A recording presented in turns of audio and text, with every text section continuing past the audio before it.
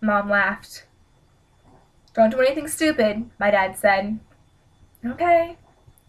No drugs, no drinking, no cigarettes. As an alumnus of Covell Creek, he had done things I'd only heard about. The secret parties, streaking through hayfields. He always whined about how it was all boys back then. Drugs, drinking, and cigarettes. It had taken him a while to kick smoking, but his badass days were now well behind him. I love you, they both blurted out simultaneously. It needed to be said, but the words made the whole thing horribly uncomfortable, like watching your grandparents kiss. I love you too. I'll call every Sunday. Our room had no phone lines, but my parents requested I be placed in a room near one of Clover Creek's 5 payphones. They hugged me again, Mom, then Dad, and it was over. Out the back window, I watched them drive the winding road off campus. I should have felt a gooey, sentimental sadness, perhaps.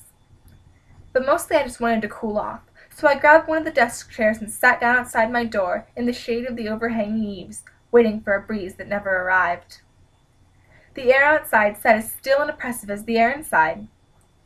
I stared out over my new digs. 6 one-story buildings, each with 16 dorm rooms, were arranged in a hexagram around a large circle of grass.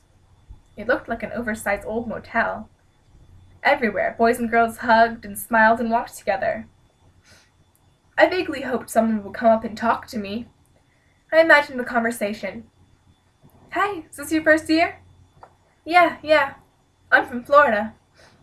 That's cool, so you're used to the heat. I wouldn't be used to this heat if I were from Hades, I joke. I'd make a good impression. Oh, he's funny. That guy Miles is a riot. That didn't happen, of course. Things never happened like I imagined them. Bored, I went back inside, shook off my shirt, lay down on the heat-soaked vinyl of the lower bunk mattress, and closed my eyes. I'd never been born again with the baptism and weeping and all that, but it couldn't feel much better than being born again as the guy with no known past. I thought of the people I'd read about, John F. Kennedy, James Joyce, Humphrey Bogart, who went to boarding school, and their adventures. Kennedy, for example, loved pranks. I thought of the great perhaps and the things that might happen, and the people I might meet, and who my roommate might be. I'd gotten a letter a few weeks before that gave me his name, Chip Martin, but no other information. Whoever Chip Martin was, I hoped to God he would bring an arsenal of high-powered fans, because I hadn't even packed one, and I could already feel my sweat pooling on the vinyl mattress, which disgusted me so much that I stopped thinking and got off my ass to find a towel to wipe up the sweat with. And then I thought, well, before the adventure comes the unpacking. I managed to tape up a map of the world to the wall and get most of my clothes into drawers before I noticed that the hot, moist air made even the walls sweat, and I decided that now was not the time for manual labor. Now was the time for a magnificently cold shower. The small bathroom contained a huge, full-length mirror behind the door, and so I could not escape the reflection of my naked self as I leaned in to turn on the shower faucet. My skinniness always surprised me. My thin arms didn't seem to get much bigger as they moved from wrist to shoulder, and my chest lacked any hint of either fat or muscle, and I felt embarrassed and wondered if something could be done about the mirror. I pulled open the plain white shower curtain and ducked into the stall. Unfortunately, the shower seemed to have been designed for someone approximately 3 feet 7 inches tall, so the cold water hit my lower rib cage, with all the force of a dripping faucet. To wet my sweat-soaked face, I had to spread my legs and squat significantly. Surely John F. Kennedy, who was 6 feet tall according to his biography, my height exactly, did not have to squat at his boarding school. No, this was a different beast entirely, and as the dribbling shower slowly soaked my body, I wondered whether I could find the great perhaps here at all, or whether I'd made a grand miscalculation.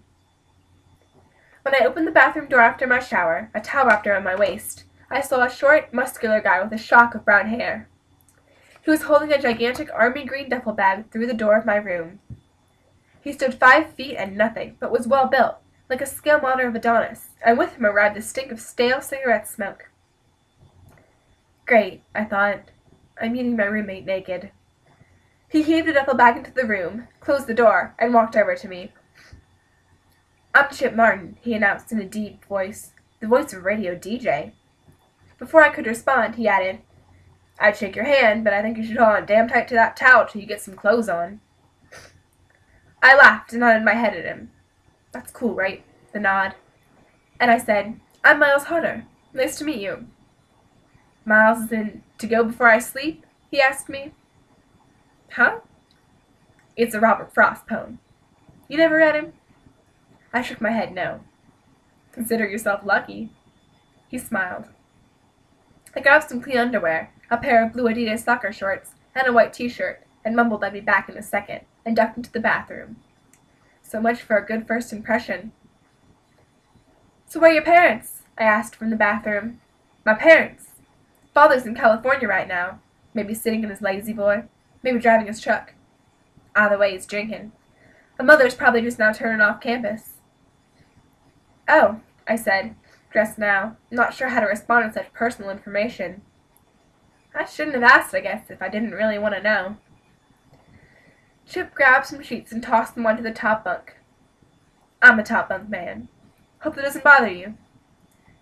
No, whatever's fine. See, you've decorated the place, he said, gesturing toward the world map. I like it. And then he started naming countries. He spoke in a monotone, as if he'd done it 1,000 times before. Afghanistan, Albania, Algeria, American Samoa, Andorra, and so on. He got through the A's before looking up and noticing my incredulous stare. I could do the rest, but it'd probably bore you. Something I learned over the summer. God, you can't imagine how boring New Hope, Alabama is in the summertime. Like watching soybeans grow. Where are you from, by the way? Florida, I said. Never been. That's pretty amazing, the countries thing, I said. Yeah, everybody's got a talent. I can memorize things. And you can... I know a lot of people's last words. It was an indulgence, learning last words. Other people had chocolate. I had dying declarations. Example? I like Henrik Ibsen's. He was a playwright. I knew a lot about Ibsen, but I'd never read any of his plays. I didn't like reading plays. I liked reading biographies. Yeah, I know who he was, said Chip. Right, well, he'd been sick for a while, and the nurse said to him, You seem to be feeling better this morning. And Ibsen looked at her and said, On the contrary. And then he died. Chip laughed. That's morbid, but I like it. He told me this was his 3rd year at Culver Creek. He started in 9th grade, the first year at the school, and was now a junior like me. Scholarship, Kitty said. Got a full ride. He'd heard it was the best school in Alabama, so he wrote his application essay about how he wanted to go to a school where he could read long books. The problem, he said in his essay, was that his dad would always hit him with the books in his house. So Chip kept his books short and paperback for his own safety. His parents got divorced his sophomore year. He liked the creek, as he called it, but you have to be careful here, with students and with teachers. And I do hate being careful. He smirked. I hated being careful too. Or wanted to, at least. He told me this while ripping through his duffel bag, throwing clothes into drawers with reckless abandon. Chip did not believe in having a sock drawer or a t-shirt drawer. He believed that all drawers were created equal and filled each with whatever fit. My mother would have died. As soon as he finished unpacking, Chip hit me roughly on the shoulder and said, Hope you're stronger than you look, and walked out the door, leaving it wide open behind him. He peeked his head back in a few seconds and saw me standing still. Well, come on, Miles, to go hotter. We got shit to do. And thus begins John Green's Looking for Alaska. I'll see you on Wednesday, Emily.